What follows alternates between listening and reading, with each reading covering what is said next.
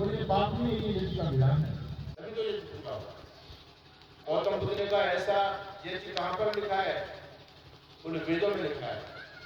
बुद्ध ने कहा ऐसे वेद तो बेकार है, जो निरीह पशुओं को मारने का काटने का आदेश देते हैं वो वेद बेकार है। लोगों का तुम वेदों को बेकार कहते हो, वेद तो ईश्वरीय वाणी है, भगवान की वाणी है। बोले हम ऐसे भगवान को नहीं मानते। जो भगवान बेचारे निरीह पशुओं को मारने का आदेश देता हो, उस भगवान को हम नहीं मानते। बुद्ध नास्तिक हो गए और एक अलग से बौद्ध धर्म उन्होंने समाज में स्थापित किया। तो अवैधिक मान्यताओं के चलते समाज की बड़ी हानि हुई है।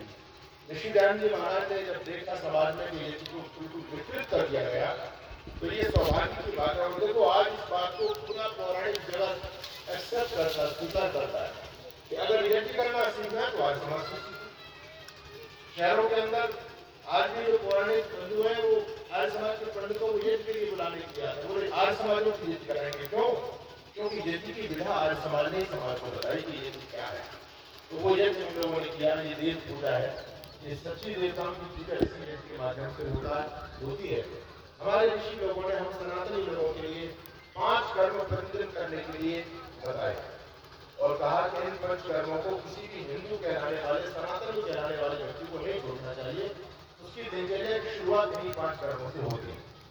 ये हमारे 5 धर्म हैं, 5 कर्म है जो हर एक व्यक्ति को करना चाहिए।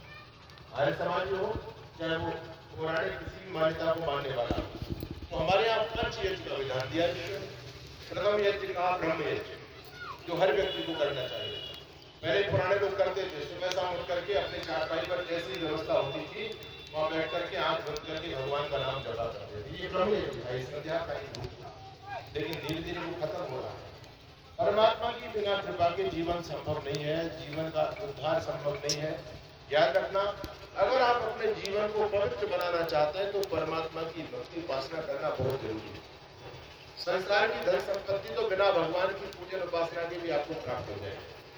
आजकल लोग मंदिरों में लोटे जल के चढ़ा रहे हैं, एक लोटा जल और सारी समस्याओं का हल। लेकिन उनको ये पता होना चाहिए कि लोटा जल धन संपत्ति के लिए नहीं, धन संपत्ति तो सबको मिल जाती है। गोस्वामी तुलसीदास जी ने कहा, सुत दारा और लक्ष्मी पापी हूँ घर हो, ये तो पापी व्यक्ति के पास में भी हो जाती है। लेकिन भगवान के उपासक जो होते हैं, भगवान के भक्त जो होते हैं, उनके लिए सबसे बड़ी बात ये होती है वो पाप कर्म से बच जाते हैं। इसलिए भगवान की भक्ति की जाती है। जो भगवान का भक्त होगा वो झूठ नहीं बोलेगा, वो अच्छा प्रपंच नहीं करेगा, वो किसी को धोखा नहीं देगा, वो किसी की टंगेमारी नहीं करेगा, वो बेईमानी नहीं करेगा, क्योंकि वो जानता है कि भगवान हम सबको देख रहा है। इसलिए जीवन में अपने जीवन को बहुत सफलता पूर्वक जीना चाहिए। याद रखना, धर्म शाश्वत है, ताकि दुनिया की सारी चीजें नश्वर है। ये चीजें, ये धन दौलत, ये गाड़ी घोड़ा, ये कोठी बंगले, ये जमीन जायदाद कब तक आपके साथ रहेगी बताओ? है कुछ परमानेंट? कुछ नहीं है, सब छूटनी है। लेकिन एक शाश्वत चीज है, वो धर्म है, जो हमेशा हमारे साथ रहता है। इसलिए ऋषि कहते हैं कि शाश्वत चीज के साथ कभी समझौता मत करो। एक तरफ सत्य हो, न्याय हो, और एक तरफ अधर्म से युक्त संपत्ति हो। तो हमारा चुनाव किसके लिए होना चाहिए? मेरे माइक आपका इतना बेकार है क्योंकि इसमें लाइव में कोई आवाज नहीं जाती, बिल्कुल आवाज खराब है। तो ऋषि कहते हैं कि हमारा चुनाव क्या होना चाहिए? हमारा चुनाव धर्म होना चाहिए। दुनिया की सारी संपत्ति एक तराजू में हो और दूसरे तराजू में धर्म हो, न्याय हो, सत्य हो, तो हमारा चुनाव धर्म, न्याय और सत्य के लिए होना चाहिए। तभी जीवन सार्थक और सफल होगा। तो ऐसा कब होगा? जब व्यक्ति भगवान को एक्सेप्ट करेगा। कभी बस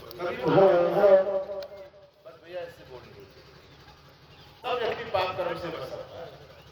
चीन और बहुत सारे दूसरे जो मान्यताओं के मानने वाले लोगों को चाहे भगवान को नहीं मानते, धन संपत्ति बहुत है उनके पास, तो वो धन संपत्ति अर्जित करने के लिए कोरोना जैसा वायरस को डेवलप करता है, जो कुछ करता है, किसकी गर्दन काटता है, किसकी किडनी बेचता है, हो रहा है क्योंकि वो ईश्वर को नहीं मानते, ईश्वर का भय नहीं है। इसलिए हमारी सनातन परंपरा में कण कण में ईश्वर की बात कही कि भगवान कण कण में है। ये हमारी सनातन परंपरा में क्यों कहेंगे भगवान कण कण में, जिससे व्यक्ति डरे कि भगवान हम जब कण कण में सब जगह है तो हमको देख रहा है, हम जैसा भी कर्म करेंगे भगवान हमको बख्शेंगे नहीं। किसी भी कीमत पर आपके किए हुए कर्म का फल प्राप्त नहीं होता है। आपने जैसा किया है वैसा भोगना ही पड़ेगा, चाहे वो कुंभ में कितनी डुबकी लगा ले, चाहे गंगा जी में डुबकी लगा ले, चाहे भागवत कथा करा ले, चाहे सुन ले, उद्धार होने वाला नहीं है। अपना कर्म सुधारना चाहिए व्यक्ति को, ये वेद कहता है इस बात को। तो प्रथम यज्ञ है ब्रह्म यज्ञ, जो प्रतिदिन सुबह शाम भगवान की उपासना करो, चिंतन किया करो, भगवान आपने हमको मनुष्य